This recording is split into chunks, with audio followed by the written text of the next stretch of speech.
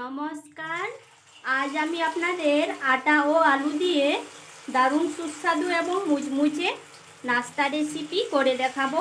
রেসিপিটি প্লিজ শেষ পর্যন্ত দেখবেন, আর আমার চ্যানেলে নতুন হলে চ্যানেলটিকে সাবস্ক্রাইব করে দেওয়ার অনুরোধ রইল। চলুন তাহলে রেসিপিটি শুরু করে নিই। নাস্তা বানানোর জন্য দেখুন, এখানে আলুর খোসা ছাড়িয়ে পরিষ্কার করে ধুয়ে নিয়েছি। এবার এগুলো এরকম একটা গ্রেটারের সাহায্যে গ্রেট করে নেব। আর দেখুন, আমি এই বড় ছিদ্র দিয়ে গ্রেট করে নিচ্ছি। আপনাদের কাছে যদি এরকম গ্রেটার না থাকে তাহলে ছুরি দিয়ে কুচি কুচি করে কেটেও নিতে পারেন। দেখুন, এইভাবে কুচি করে নিচ্ছি। দেখুন, সবগুলো একইভাবে গ্রেট করে নিয়েছি। আলু দেখুন পরিষ্কার করে ধুয়ে নিয়েছি। এটা কিন্তু গ্রেট করার পর সাথে সাথে ধুয়ে নিতে হবে, নইলে এটা কালো হয়ে যেতে পারে।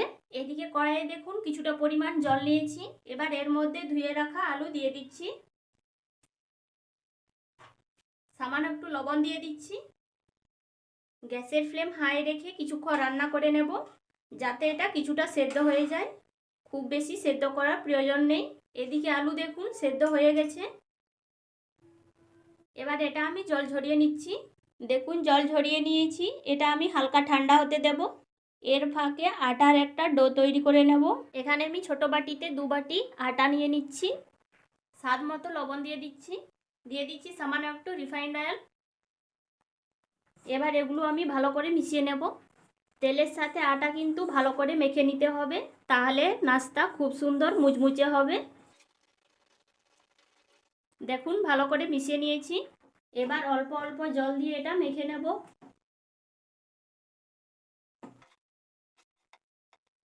দেখুন, ডো আমার রেডি হয়ে গেছে। আর রুটি বানানোর জন্য আমরা যেমন ডো তৈরি করি ঠিক সেইভাবে মেখে নিতে হবে। দেখুন, এবার এটা আমি এক সাইডে রেখে দিচ্ছি। এদিকে আলু দেখুন ঠান্ডা হয়ে গেছে। এবার একটা চামচের সাহায্যে হালকা করে ম্যাশ করে নেব। দেখুন, হালকা করে ম্যাশ করে নিয়েছি। আর এরকম একটু গোটা গোটাই থাকবে। এর মধ্যে স্বাদ মতো লবণ দিয়ে দেব।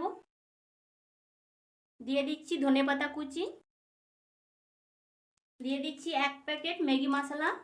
তাহলে নাস্তার টেস্ট কিন্তু অনেকটাই বেড়ে যায়, খেতেও দারুণ সুস্বাদু হয়। দিয়ে দিচ্ছি সামান্য একটু কাঁচা লঙ্কা কুচি। এখানে আপনারা গুঁড়ো লঙ্কা ব্যবহার করতে পারেন। এবার সব কিছু ভালো করে মিশিয়ে নেব। দেখুন, সব কিছু ভালো করে মিশিয়ে নিয়েছি। এবার এটা আমি এক সাইডে রেখে দিচ্ছি। এবার আমি আরেকটা ব্যাটার তৈরি করে নেব। তার জন্য নিয়ে নিচ্ছি আটা। এর মধ্যে দিয়ে দিচ্ছি ধনেপাতা কুচি। দিয়ে দিচ্ছি সামান্য একটু কালো জিরে। দিয়ে দিচ্ছি সামান্য একটু হলুদের গুঁড়ো। ধনে গুঁড়ো দেব। দিচ্ছি স্বাদ মতো লবণ। দিয়ে দিচ্ছি সামান্য একটু সাদা তিল। এখানে আপনারা গুঁড়ো লঙ্কা ব্যবহার করতে পারেন। সব উপকরণ ভালো করে মিশিয়ে নিচ্ছি। এবার জল দিয়ে দিচ্ছি। পাতলা একটা ব্যাটার তৈরি করে নেব। দেখুন, এরকম একটা পাতলা ব্যাটার তৈরি করে নিয়েছি। এটা কিন্তু খুব বেশি ঘন করা যাবে না, ঠিক এরকমই থাকবে। এদিকে দেখুন এরকম বড় বড় করে লেচি কেটে নিয়েছি। এবার সামান্য একটু আটা ছড়িয়ে রুটির মতো করে বেলে নেব। রুটি থেকে একটু মোটা করে বেলে নিতে হবে। দেখুন, এরকম মোটা করে বেলে নিয়েছি। এবার ওপরে এইভাবে পুর দিয়ে দিচ্ছি। এবার এইভাবে চাড়িয়ে দেব। দেখুন, এইভাবে চাড়িয়ে নিয়েছি। এবার সাইডে এইভাবে হালকা করে জল লাগিয়ে নিচ্ছি। সাইডে এইভাবে জল লাগিয়ে দিলে রোল করার সময় খুব সুন্দরভাবে আটকে যাবে। এবার এক সাইড থেকে এইভাবে রোল করে নেব। দেখুন, এইভাবে করে নিচ্ছি।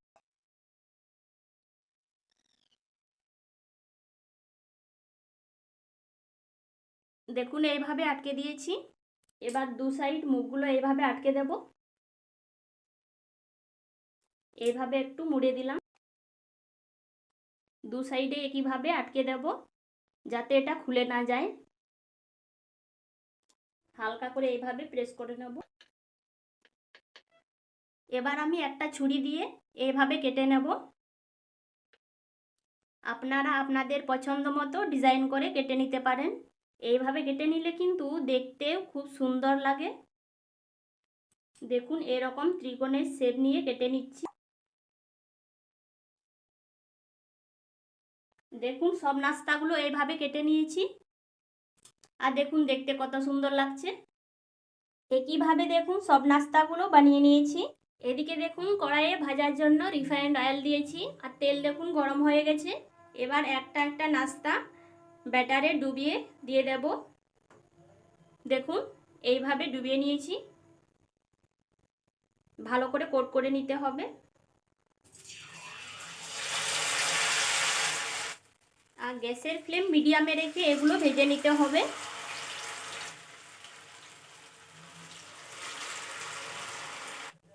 যখনই দেখবেন কালার চেঞ্জ হয়ে এসেছে সেই পর্যায়ে এভাবে উল্টে নিতে হবে।